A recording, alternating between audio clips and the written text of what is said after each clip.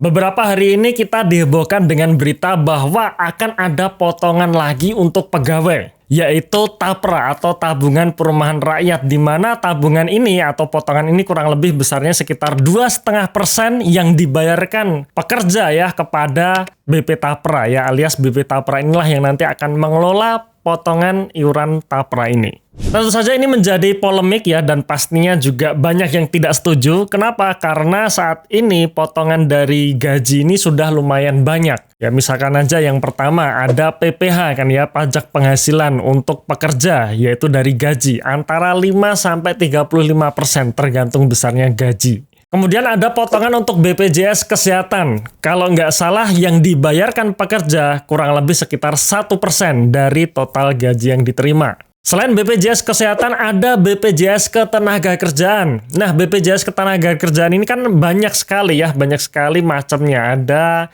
jaminan pensiun, jaminan hari tua, jaminan kecelakaan, dan sebagainya. Kalau nggak salah, total potongan untuk BPJS Ketenagakerjaan yang dibayarkan oleh pekerja itu kurang lebih sekitar 5% untuk total semuanya tadi. Plus nanti akan ada potongan lagi, yaitu TAPRA atau Tabungan Perumahan Rakyat sebesar 2,5% dari gaji yang diterima. Nah, berapa tuh kira-kira totalnya ya? Kalau nggak salah ya hampir 10% mungkin ya dari gaji yang akan dipotong untuk iuran-iuran tersebut. Nah, potongan TAPRA nanti akan disetorkan kepada BP Tapra. Nah, apa itu BP Tapra? BP Tapra ini semacam lembaga atau badan yang nanti bertugas untuk mengelola dana dari hasil potongan TAPRA tersebut. Ya contohnya ya seperti kayak BPJS Ketenagakerjaan gitu ya, di mana dipotong dikelola oleh BPJS Ketenagakerjaan yang dilakukan investasi ya, atau dilemparkan kepada instrumen investasi. Ya semacam kayak BPKH, misalkan iuran haji kita dikelola oleh BPKH dan sebagainya. Nah, kali ini dikelola oleh BP Tapra. Di video kali ini saya tidak akan membahas mengenai polemik tentang TAPRA ini, ya apakah setuju atau tidak. Saya yakin tidak setuju ya, saya pun juga tidak setuju. Cuman kita akan lihat kinerja dari manajer investasinya alias BP Tapra-nya, bagaimana dia mengelola dana masyarakat ini. Apakah yield yang dihasilkan itu memuaskan atau tidak? Dan sayangnya saat saya masuk ke websitenya BP Tapra, di situ laporan keuangan yang tercantum hanya sampai pada laporan keuangan tahun 2022 ya, 2021 dan 2022. 2023 belum ada, padahal ini sudah tahun 2024. Begitu juga sebelum tahun 2021 saya belum menemukan. Jadi harapan kita semua, kalaupun nanti benar-benar ini sudah diimplementasikan ya, sudah diterapkan, ya laporan keuangannya juga harus terupdate ya, jangan sampai telat-telat seperti ini. Nah sekarang kita coba lihat kinerja dari BP Tapra itu sendiri. Oh iya, cara menghitung kinerjanya ya. Kalau kita bicara mengenai manajer investasi, maka yang kita lihat adalah pertumbuhan NAB-nya ya, pertumbuhan NAB per unit penyertaannya. Jadi semacam kayak kita beli reksadana. Kalau kita beli reksadana kan pasti ada tuh harga NAV atau NAB per unit penyertaan, di mana misalkan kita beli reksadana X, NAB-nya 1000 misalkan, NAB per unit penyertaan ya, atau kita anggap harga NAB saja biar gampang. Harga NAB 1000. Tahun berikutnya kita mau beli lagi reksadana, kita nabung. Ternyata harga NAB-nya sudah bukan 1000 lagi, tapi 1250. Nah, berarti ada kenaikan 25% dalam 1 tahun. Jadi yield selama kita masih menyimpan reksadana tersebut dalam 1 tahun itu naik 25%. Imbal hasilnya naik 25%.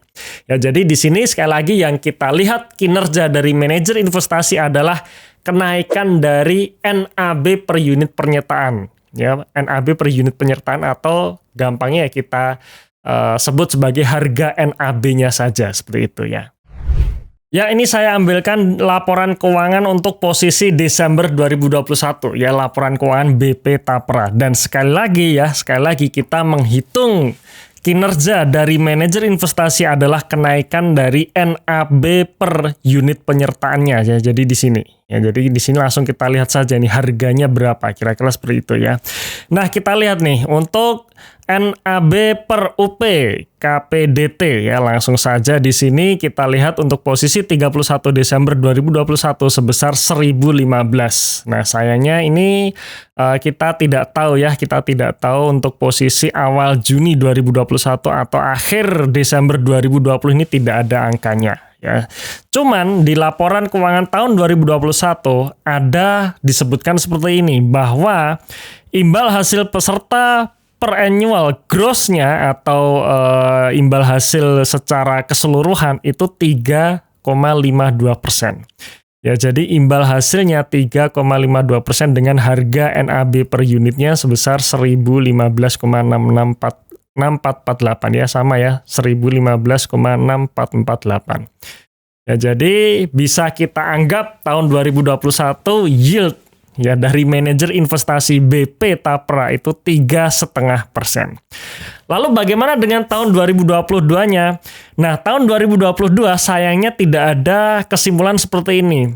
Tetapi tahun 2022 di BP Tapra juga menampilkan harga NAB per unit penyertaannya, yang dimana ya kita bandingkan yang KPDT-nya saja ya, karena yang sebelumnya untuk syariahnya ini tidak ada ya. Maksud saya adalah KPDT konvensional ya, yang KPDT syariah yang tahun 2021 kemarin tidak ada. Nah, KPDT konvensional ini di posisi Desember 2022 menjadi 1042,97 ya. Jadi ini nilainya sama ya. KPDT untuk konvensional dari 1015, kemudian untuk tahun 2022-nya 1042,97. Artinya kalau di harga 1042,97 berapa yieldnya? Nah, caranya adalah kita bandingkan NAB per unit penyertaan NAB per unit penyertaan tahun 2021 sebesar 1015,6448 ya. Di sini ya catatannya ya. Kemudian NAB per unit penyertaan tahun 2022 1042,97. Artinya dari tahun 2001 ke 2022 naik 2,7%. Jadi bisa kita simpulkan kinerja untuk tahun 2022 menghasilkan imbal hasil atau yield 2,7%.